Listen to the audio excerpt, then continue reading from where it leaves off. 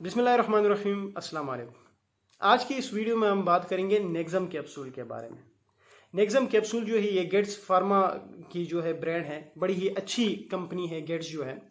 अगर हम बात करें कि इसका फार्मूला क्या है तो वो है एसओमेप्राजोल। जो एसओमेप्राजोल है यानी जो नेक्सम है वो मेडिसिन की जिस ग्रुप से बिलोंग करता है उनको प्रोटॉन पंप इनहिबिटर्स कहा जाता है। शॉर्टकट में पीपीआईज भी कहते हैं। पीपीआईज में सिर्फ नेक्सम यानी एसोमेप्राजोल नहीं आता, उसके अलावा ओमेप्राजोल भी आता है, लेंसोप्राजोल भी आता है और पेंटोप्राजोल भी आता है। जो ओमेप्राजोल है आजकल बहुत ज़्यादा यूज़ किया जाता है, उसका जो ब्रांड है वो राजिक नाम से आता है। 20 mg और 40 mg में वो बहुत ज़्यादा आजकल यूज़ होता है।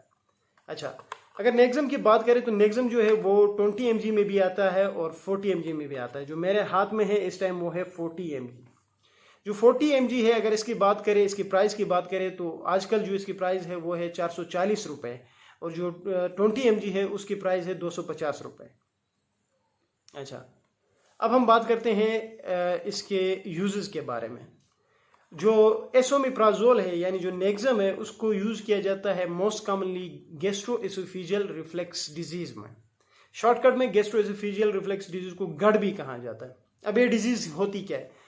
एक ऐसी डिजीज है जिसमें जो स्टोमक कंटेंट है, जो स्टोमक का जो एसिड है, जो मादे का जो एसिड है वो एसोफेगस के अंदर आ जाता है, मतलब खुराक की नाली के अंदर आता है। नॉर्मली क्या होता है कि जब आप खाना खाते हो तो वो एसोफेगस से होते हुए सीधा स्टोमक के अंदर चला जाता है। लेकिन इस डिजीज में गढ़ में क्या होता है कि वो जो कंटेंट है जो स्टोमक का वो एसोफेगस के अंदर आता है और फिर वो एसोफेगस को इरिटेट कर देता है।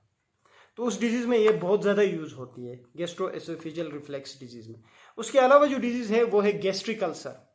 देखिए, पेप्टिक अल्सर डिजीज जो है वो उसको डिवाइड किया जाता है दो मेन टाइप्स में। एक को गैस्ट्रिक अल्सर बोला जाता है, दूसरे को ड्यूडेनल अल्सर बोला जाता है। जो गैस्ट्रिक अल्सर है उसमें भी इसको यूज किया जाता है। गैस्ट्रिक अल्सर से मुराद ये है कि जो मादे में जो जख्म होता है उसको कहा जाता है, तो उसमें भी इसको यूज किया जाता है। और ड्यूडेनल अल्सर से मुराद ये है कि जो छोटी आंतों में अगर कोई जख्म हुआ है तो उसमें भी जो है वो नेक्सम यूज किया जाता है। इसके अलावा इसके यूजेस की अगर हम बात करें तो एक सिंड्रोम है जिसका नाम है ज़ोलिंगर एलिसन सिंड्रोम, उसमें भी इसको यूज किया जाता है। गैस्ट्राइटिस में भी इसको यूज किया जाता है। गैस्ट्राइटिस से मुराद ये है कि अगर आपके मादे के अंदर कोई सूजन हुई है तो उसमें भी इसको इस्तेमाल कर सकते हो आप। इसके अलावा इसकी यूजेस, किसी को बदहजमी है तो उसमें यूज किया जाता है, किसी का हाजमा खराब है तो उसमें भी इसको यूज किया जाता है, किसी को बहुत ज्यादा एसिडिटी हो रही है, ठीक है ना, मतलब वो कहते हैं कि मादा जल रहा है, एसिडिटी, दरअसल वो एसिडिटी की प्रेजेंटेशन दे रहे होते हैं, तो उसमें भी इसको यूज किया जाता है। इसके अलावा एच पाइलोराई जो इन्फेक्शन है, मतलब जो एक बैक्टीरिया है जिसको हेलिकोबैक्टर पाइलोराई बोलते हैं, तो ये एक इन्फेक्शन काज करती है स्टमक के अंदर, तो उसमें भी इसको यूज किया जाता है। एच पाइलोराई इन्फेक्शन बोलते हैं उसको। और उसके अलावा जो एनसेड्स इंड्यूस जो अल्सर होता है, मतलब जो लोग लंबे अरसे से पेन किलर्स ले रहे होते हैं, जैसे कि ब्रूफिन हो गया, नेप्रोक्सिन हो गया, डिस्प्रिन हो गया, ठीक है ना, या डिक्लोरान इंजेक्शन जो हो गए, जो पेन किलर ले रहे होते हैं दर्द के लिए, तो उन लोगों में भी जख्म बन जाता है मादे के अंदर या छोटी आंतों में, तो उसमें भी इसको यूज किया जाता है। ये तो सारी इसकी यूजेस हो गई। अब बात करते हैं इसके साइड इफेक्ट्स के बारे में, इसके नुकसानात के बारे में। याद रहे, नॉर्मल डोज लेने से, मतलब जो डॉक्टर रिकमेंड कर रहा होता है, जिस तरह जितना उसने रिकमेंड किया है, जिस तरह से उसने कहा है कि आपने यूज़ करना है, तो उस हालत में तो साइड इफेक्ट्स नहीं दिखते। लेकिन जब ये ओवर डोज हो जाता है, मतलब बाज़ पेशेंट तो कहते हैं कि एक टेबलेट या 2 टेबलेट से मेरा क्या काम बनेगा, मैं 3-4 एक साथ खाता हूँ, तो फिर उसमें साइड इफेक्ट्स दिखते हैं।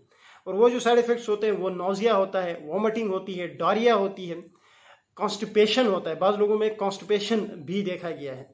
उसके अलावा सीएनएस के साइड इफेक्ट्स भी दिखते हैं, किसी को चक्कर आना, ठीक है ना, डिजीनेस कहा जाता है जिसको, किसी को सर में भी दर्द हो सकता है। तो ये सारे इसके साइड इफेक्ट्स हैं। अब बात करते हैं इसकी कॉन्ट्राइंडिकेशन। अच्छा, एक सवाल बहुत ज़्यादा पूछा जाता है कि आया कि हम नेक्सम जो है उसको प्रेगनेंसी में इस्तेमाल कर सकते हैं या नहीं।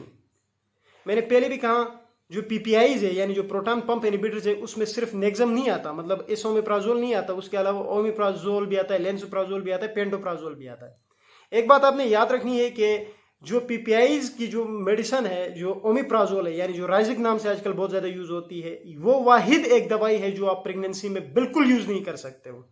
मैंने क्या कहा कि जो ओमिप्राजोल है वो प्रेगनेंसी में मुकम्मल कॉन्ट्राइंडिकेटेड है। उसके अलावा जितने भी जो पीपीआईज है, जैसे कि ये एसोमेप्राजोल है जो कि नेक्सम के नाम से आती है, या लेंसोप्राजोल है या पेंटोप्राजोल है, वो आप यूज़ कर सकते हो, वो प्रेगनेंसी में सेफ है।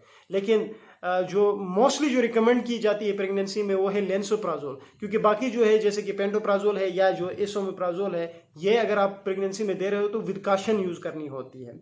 लेकिन ओमिप्राजोल आप बिल्कुल इसको यूज़ नहीं कर सकते हो। ये तो आ गई इसकी कॉन्ट्राइंडिकेशंस की बात।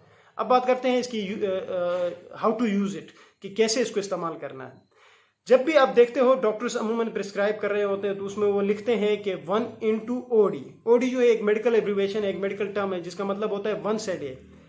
अच्छा, तो मैं इसको उर्दू में समझाता हूँ कि इसको यूज़ कैसे करना है। तो आपने दिन में यानी रोज़ाना आपने एक गोली लेनी होती है, और वो हमेशा खाने से पहले, ठीक है। वो डॉक्टर भी बताते होते हैं कि एक गोली आपने रोजाना लेनी है और वो भी खाने से पहले लेनी होती है। तो बाज़ डॉक्टर वो नहीं बताते, फिर वो अपने वो जो स्लिप होती है उसके ऊपर लिखते हैं कि 1/OD, मतलब एक गोली रोजाना, ठीक है ना, वंस अ डे। और साथ वो लिखेंगे कि आपने बिफोर मील यानी खाना खाने से पहले इस्तेमाल करनी है। तो इसका मेन जो तरीका इस्तेमाल है वो यही है कि एक गोली आपने लेनी है रोजाना और वो भी खाने से पहले। So that's all about Nexium. Thank you.